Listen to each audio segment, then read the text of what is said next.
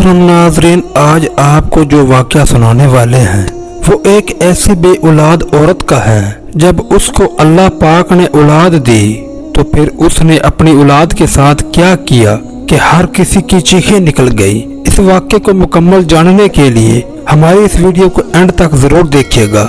मोहतरम नाज़रीन, किसी गांव में एक बे औलाद जोड़ा रहता था जिनका नाम आसिया और अहमद था।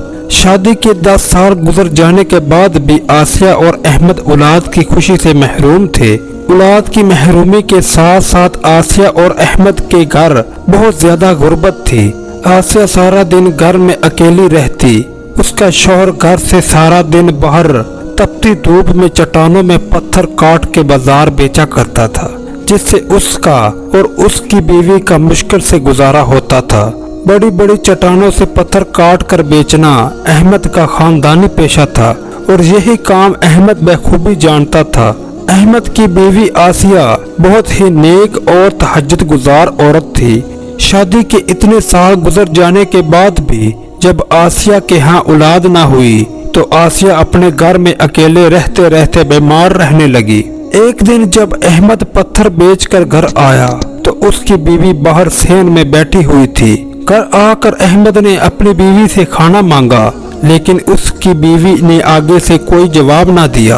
अहमद का दोबारा आवाज देने से भी उसकी बीवी ना उठी। फिर उसने तीसरी आवाज दी तो जल्दी से उसकी बीवी उठकर खड़ी हो गई और बोली, आप कब आए? मुझे पता ही नहीं चला, क्योंकि इसकी बीवी औलाद ना होने की वजह से हर वक्त खोई खोई और बीमार से रहने लगी थी। आसिया अपने शौहर को देखकर जल्दी से खाना लाई। शौहर के सामने खाना रख कर चुपचाप खामोशी से सामने बैठ गई। इसका शौहर आसिया की हालत देखकर पूछने लगा, तुम्हारा ध्यान किधर है? मैं कब से यहाँ खड़ा बैठा हूँ, तुम्हारा ध्यान हर वक्त कहाँ होता है? आसिया रोते हुए अपने शौहर से कहने लगी कि मुझे हर वक्त यही परेशानी रहती है, मुझे भी औलाद का सुख कब मिलेगा। इसके शौहर ने अपनी बीवी को बहुत समझाया, तो हर वक्त एक बात को लेकर क्यों बैठ जाती हो? तुम्हें इस बात के अलावा और कुछ सोचता नहीं? इसकी बीवी गुस्से से कहने लगी कि आप मेरा दुख कभी नहीं समझ सकते। मुझे घर बैठकर यहाँ लोगों की तरह तरह की बातें सुननी पड़ती हैं। इसका शौहर अपनी बीवी से कहने लगा, मुझे भी तुम्हारी तरह औलाद का दुख हर वक्त दिल में रहता है, लेकिन मैं क्या करूं? अगर मैं भी दुखी रहा तो तुम्हें कौन संभालेगा? और वैसे भी अगर अल्लाह ने तुम्हारी किस्मत में औलाद का सुख लिखा है तो अल्लाह हमें जरूर औलाद देगा। फिर उसकी बीवी कहने लगी कि आप पत्थर बेचकर मेरा और अपना पेट मुश्किल से पालते हैं, जिससे एक वक्त का खाना मुश्किल से बनता है। क्या वो सारी जिंदगी ऐसे ही गुजार देगी? आसिया को हर वक्त बेऔलादी का सदमा और ऊपर से शौहर की गरीबी का दुख अंदर ही अंदर खत्म कर रहा था। एक दिन आसिया रात को इशा की नमाज पढ़ के रोते रोते ही वहीं जाए नमाज पर सो गई और सुबह फजर की नमाज के लिए उसकी आंख ना खुली। इसका शौहर ये देखकर बहुत परेशान हुआ, क्योंकि आज से पहले कभी ऐसा नहीं हुआ था। अहमद अपनी बीवी को देखने के लिए अंदर गया तो वो जाए नमाज पर सो रही थी। अहमद ने अपनी बीवी को बहुत आवाजें दी और नमाज के लिए उठाया, लेकिन वो ना उठ सकी। जब इसके शौहर ने बीवी के पास जाकर देखा और उसको हाथ लगाया तो वो तेज बुखार के साथ तप रही थी।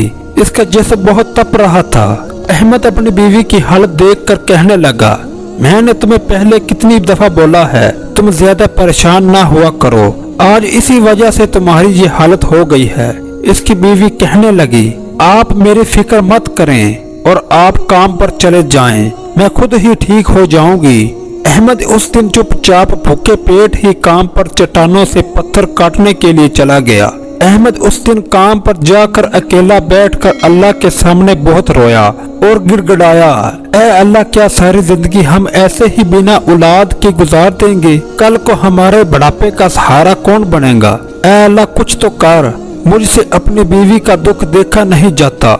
इतने में एक अल्लाह वाले बुजुर्ग यहाँ से गुजर रहे थे। जब इन्होंने अहमद को रोते हुए देखा और अहमद के पास आकर बैठ गए, अल्लाह वाले नेक बुजुर्ग पूछने लगे कि बेटा, तुम यहाँ चट्टान के ऊपर बैठकर क्यों रो रहे हो? अहमद अल्लाह वाले नेक बुजुर्ग से झूठ बोलकर कहने लगा, कुछ नहीं बाबा, मैं चट्टानों से पत्थर काट रहा था, इसी दरमियान एक पत्थर आकर मेरे पांव पर लगा है, जिसकी तकलीफ से मैं रो रहा हूँ। अल्लाह वाले नेक बुजुर्ग अहमद से कहने लगे कि बेटा मुझसे झूठ मत बोलो, तुम्हारी जो भी कोई परेशानी है मुझे खुलकर बताओ, हो सकता है कि मैं तुम्हारी परेशानी का हल निकाल लूं। मेरे पास बहुत दूर दूर से लोग अपनी परेशानियां लेकर आते हैं और अल्लाह के हुक्म से इनकी परेशानी दूर भी हो जाती है। अल्लाह वाले नेक बुजुर्ग की बातें सुनकर अहमद ज़ारक़तार रोने लगा और कहा कि ए अल्लाह वाले, मैं आपको क्या बताऊं, मैं गरीबी से बहुत दुखी हूँ और इससे भी कहीं ज्यादा दुख मुझे इस बात का है कि मेरी बीवी हर वक्त औलाद ना होने की वजह से बीमार रहती है। मुझसे अब और ज्यादा सदमा बर्दाश्त नहीं होता और ज्यादा दुखी होने की वजह से आज तो मेरी बीवी की हालत बहुत खराब है। अल्लाह वाले नेक बुजुर्ग अहमद की बातें सुनकर कहने लगे कि बेटा इतनी सी परेशानी की वजह से तुम रो रहे थे, तुम परेशान ना हो, अल्लाह पाक तुम्हारी ये परेशानी चुटकियों में खत्म कर सकता है। ये कहकर अल्लाह वाले नेक बुजुर्ग ने अहमद को एक अनार निकाल कर दिया और कहा कि ये अनार जाकर अपनी बीवी को खिला देना। अगर अल्लाह पाक ने चाहा तो आपकी बीवी इसी महीने उम्मीद से हो जाएगी। फिर अल्लाह वाले नेक बुजुर्ग ने कहा कि जब तुम्हारी बीवी के यहाँ कोई भी बच्चा पैदा हो तो तुम इसे मेरे पास जरूर लेकर आना, और अगर अल्लाह ने चाहा तो तुम्हारी गरीबी भी जरूर खत्म हो जाएगी। अहमद ने अल्लाह वाले नेक बुजुर्ग से वो अनार लिया और जल्दी से पत्थर बेचने के लिए बाजार चला गया। पत्थर बेचकर जैसे ही वो घर पहुंचा तो उसकी बीवी लाश की तरह जमीन पर लेटी हुई थी। अहमद अपनी बीवी को देखकर कहने लगा कि आसिया, तुम्हारे लिए एक बहुत बड़ी खुशखबरी है। खुशखबरी का नाम सुनते ही आसिया जल्दी से बोली, कैसी खुशखबरी? मेरी किस्मत में तो अब जैसे खुशखबरी रही ही नहीं। अहमद ने अल्लाह वाले नेक बुजुर्ग का दिया हुआ वो अनार निकाल कर अपनी बीवी को दिया और कहा कि ये अनार खाने से अल्लाह ताला इसी साल औलाद की नेमत से नवाज देगा, क्योंकि ये अनार कोई आम अनार नहीं है। ये अनार मुझे किसी अल्लाह के वली ने तुम्हारे लिए दिया है। इसकी बीवी ये सुनकर बहुत खुश हुई और जल्दी से अल्लाह का नाम लेकर उसने ये अनार खा लिया। फिर एक साल गुजर जाने के बाद अल्लाह ने आसिया को चांद जैसे बेटे से नवाजा और अहमद भी अपने बेटे की पैदाइश से बहुत खुश था।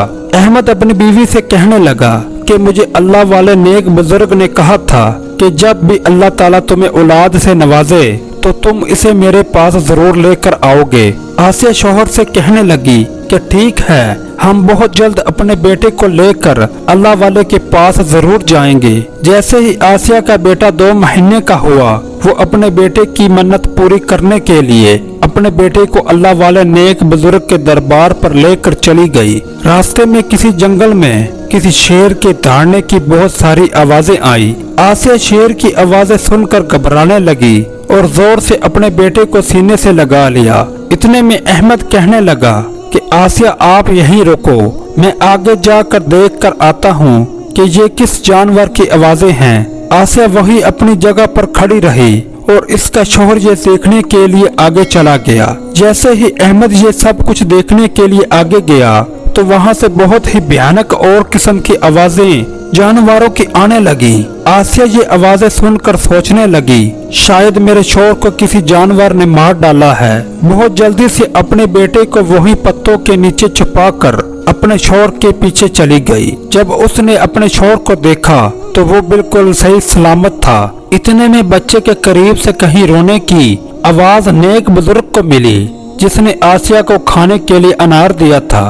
वो बच्चे के रोने की आवाज सुनकर इधर उधर देखने लगे। फिर उनकी नजर जमीन पर पड़ी तो उन्होंने पत्ते हटाकर देखा तो नीचे से उनको एक खूबसूरत बच्चा मिला। अल्लाह वाले नेक बुजुर्ग ये बच्चा उठाकर अपने पास ले गए, लेकिन जब वहां पर आसिया और उसका शौहर पहुंचे तो उन्हें बच्चा ना मिला।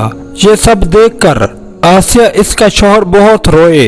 आसिया अपने बच्चे का ये सदमा बर्दाश्त ना कर सकी और फिर से बीमार रहने लगी और अपने शौहर से कहने लगी, क्यों ना हम फिर से अल्लाह वाले के पास जाएं, जिनकी दुआ से अल्लाह ने हमें औलाद से नवाजा था।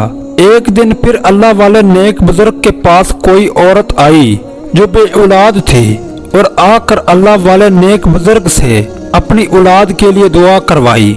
अल्लाह वाले नेक बुजुर्ग इस औरत को देखकर कहने लगे, आप कहो तो मेरे पास आपके लिए बहुत ही खूबसूरत बच्चा है, आप इसे लेकर चली जाओ, क्योंकि जब से ये बच्चा मेरे पास आया है तब से मैं अच्छे से इबादत नहीं कर पा रहा।